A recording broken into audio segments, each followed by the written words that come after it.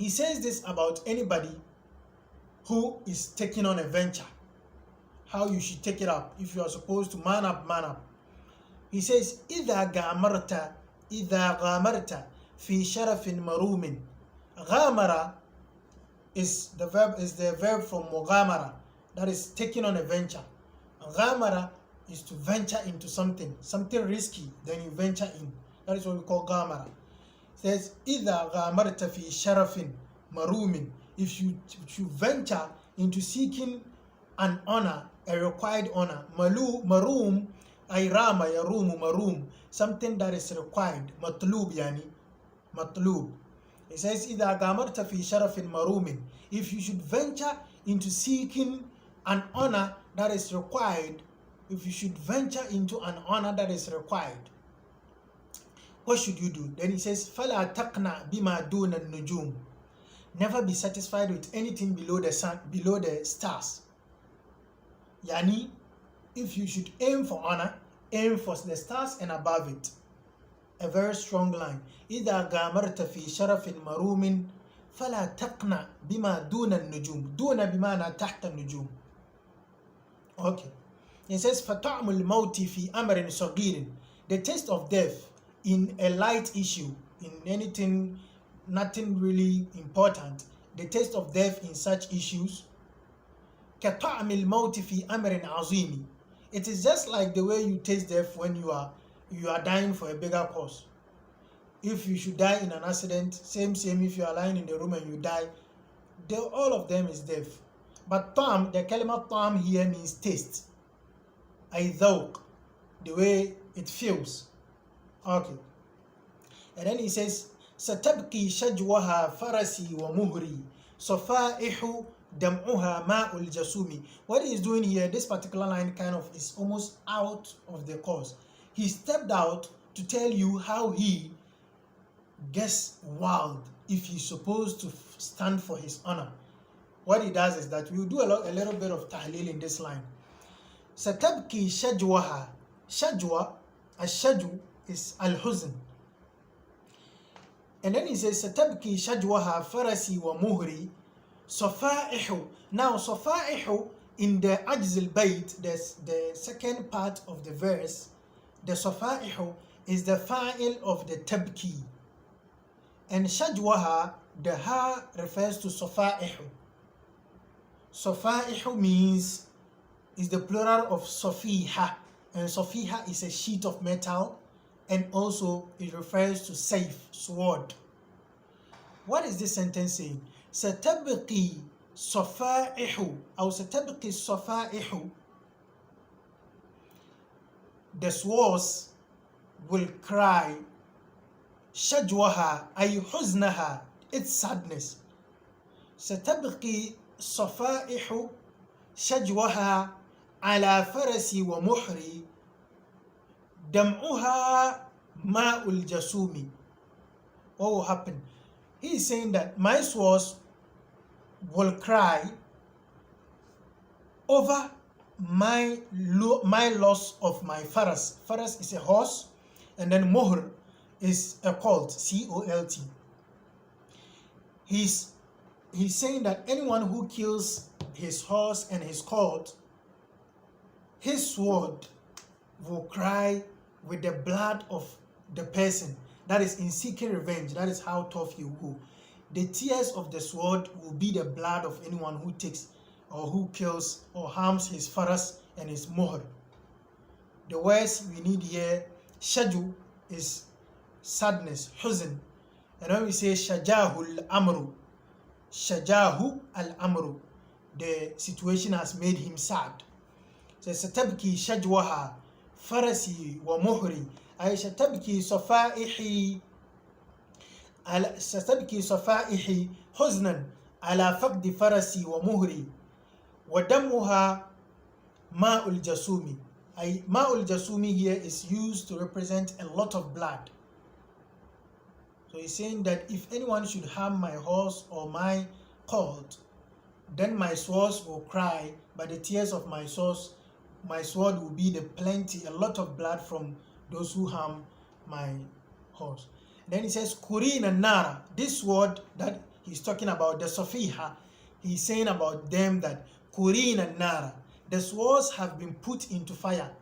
Not really the sword, but then the steel used in making the sword. The steel used in making the sword are put into fire. He's picturing for us how the sword is made, saying that the steel is put into fire. النار. Kurina can be picked from kira, and kira is what you use to host your guest. Any preparation you do to host your guest is kira. In Al-Burda, he has a line, I think the second chapter in Al-Burda, the poem of the cloak.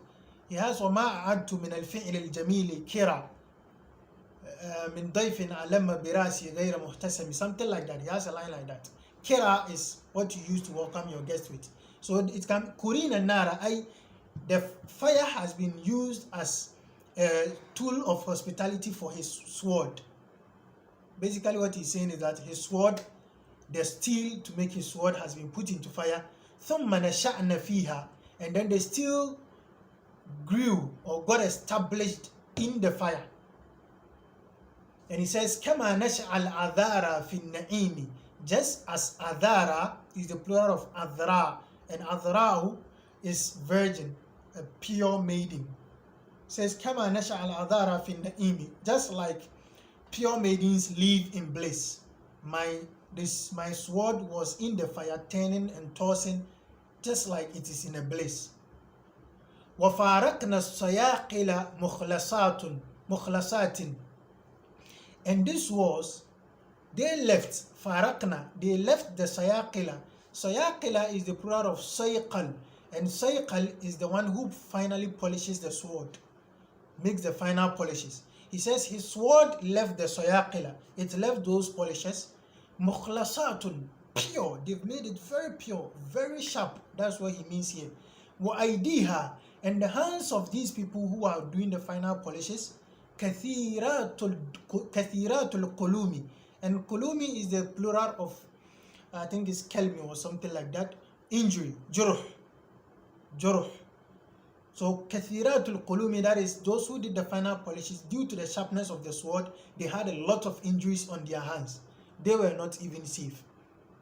And he says, Yara al-Jubana'u, here he used it to express if you should touch his horse and his colt, this is the kind of sword he is coming at you with, and he's coming in full vigor, full vim. That is just what he cut this portion to explain. And he says, Yara al-Jubana'u anna al-ajza aqlun. The Jubana, that is a plural of Jabin, cowards. The cowards, they see ajz, inability, as sensitive, being sensible. Yani he is coward, he's inside, there is a fight. Instead of stepping out to solve the fight, or instead of making sure things are okay in the community, he is thinking that let me stay in my room. And the coward is thinking that this inability of his, ajz means inability. That is why we called old woman ajuz. Ajuz, that is, she's weak. Okay. And the old man is not ajuz. The old man is sheikh. An old woman is ajuz.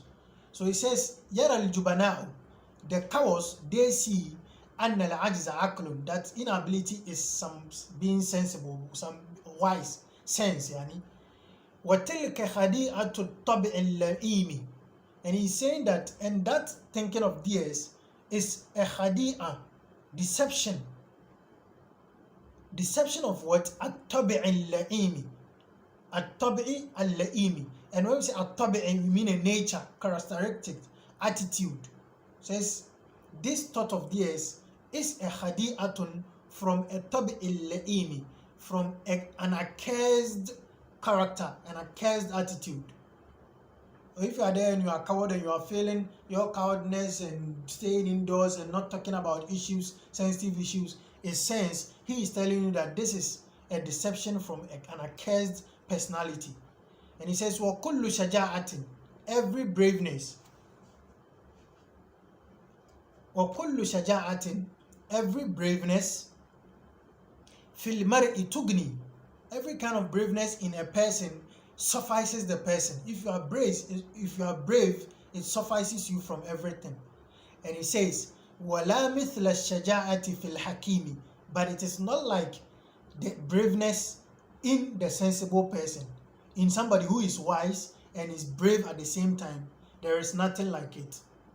And he says, وَكَمْ مِنْ عَائِبٍ قَوْلًا صَحِيحًا. After speaking, then he says, there are a lot of people who attack, who dig holes in statements that are true. وَكَمْ مِنْ عَائِبٍ. That is, they find fault فِي قَوْلٍ صَحِيحٍ. In a right statement, then they will be finding fault in it. And he says, وَآفَتُهُ مِنَ الْفَهْمِ السَّقِيمِ. But then the fault is from the sick understanding. As-saqim means sick. And he says, وَآفَتُهُ. Afa is a flaw. And the flaw is from the sick understanding. It is not the statement. As people attack Sahih Buhari, attack the Quran and all that, it is not those books that have the problem. It is from the weak understanding of people. Okay, in the light of this, I picked up a bait from somewhere. First of all, once there were these two people, Abu Tamam and Abu Sa'id. And Abu Sa'id told, Abu Tamam was speaking, but it wasn't understandable. So Abu Sa'id told him, Ya Abu Tamam, lima la taqulu ma yufham. Why don't you speak what will be understood? Then Abu Tamam said, Ya Abu Sa'id, lima la tufham ma yuqalu, or lima la yufham ma yuqalu. Why won't what I am saying be understood? You are thinking that the fault is from me because I'm speaking maybe in a higher language. Why don't you understand it? Why don't you check yourself? That is what he said. And again, there is a bait that says, وَالنَّجْمُ تَسْتَصْغِرُ الْأَبْصَارُ صُورَتَهُ. The star, وَالنَّجْمُ, the star, تَسْتَصْغِرُ الْأَبْصَارُ. Al-absaru is sight. The eyes or the sight finds the star to be small. Istasgara, to find something to be small, to consider something to be small. The eyes find it to be small. Then he says, وَالذَّنْبُ لِلطَّرْفِ لَا لِلنَّجْمِ فِي الصِّغَرِ. And the dhanb, the flaw or the sin, is litarf. A tarf is sight also. The flaw is from the eyes. La lin-najmi, it's not for the star. The star is big in its space, but the sight can't capture the whole size. And he says, La lin-najmi fi sigari. The fault is not of the star in terms of the smallness. The star is not that small as we said. Okay, so there are people that you may be saying something true, but because they have a problem within themselves, maybe they hate you, they have a problem with you, then they will like to definitely find fault with what you are saying. You get it? That is what he is expressing here. And he says, وَكَمْ مِنْ أَعِبٍ قَوْلًا صَحِيحًا وَآفَتُهُ مِنَ الْفَهْمِ السَّقِيمِ. A lot of people find fault with some correct statement, and the problem is that they have a bad understanding or sick understanding. And lastly, he says, وَلَكِنْ تَأْخُذُ الْآذَانُ مِنْهُ عَلَى قَدْرِ الْقَرَائِحِ وَالْعُلُومِ.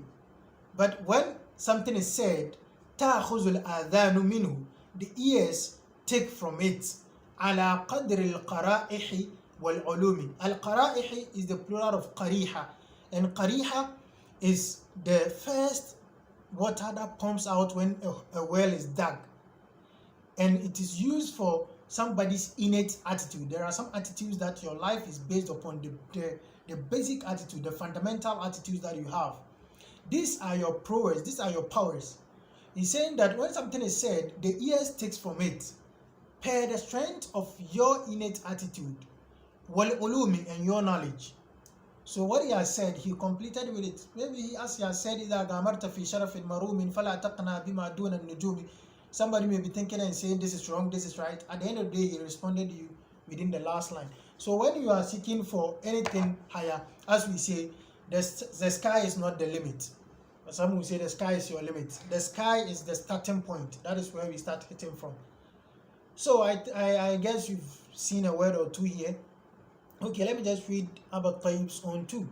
He says, إِذَا غَامَرْتَ فِي شَرَفٍ مَرُومٍ فَلَا تَقْنَى بِمَا دُونَ النُّجُومِ فَطَعْمُ الْمَوْتِ فِي أَمْرٍ صَغِيرٍ كَطَعْمِ الْمَوْتِ فِي أَمْرٍ عَظِيمٍ ستبقي شجوها فرسي ومهري صفائح دمعها ماء الجصوب كرينا النار ثم نشأن فيها كما نشأ العذارى في النعيم وفارقنا الصياقل مخلصات وأيديها كثيرات القلوم يرى الجبناء أن العجز عقل وتلك خديعة الطبع اللئيم وكل شجاعة في المرء تغني ولا مثل الشجاعة في الحكيم وكم من عيب قولا صحيحا وآفته في الفهم السقيم ولكن تأخذ الآذان منه على قدر القرائح والعلوم. This is what our Tayyib also has for us.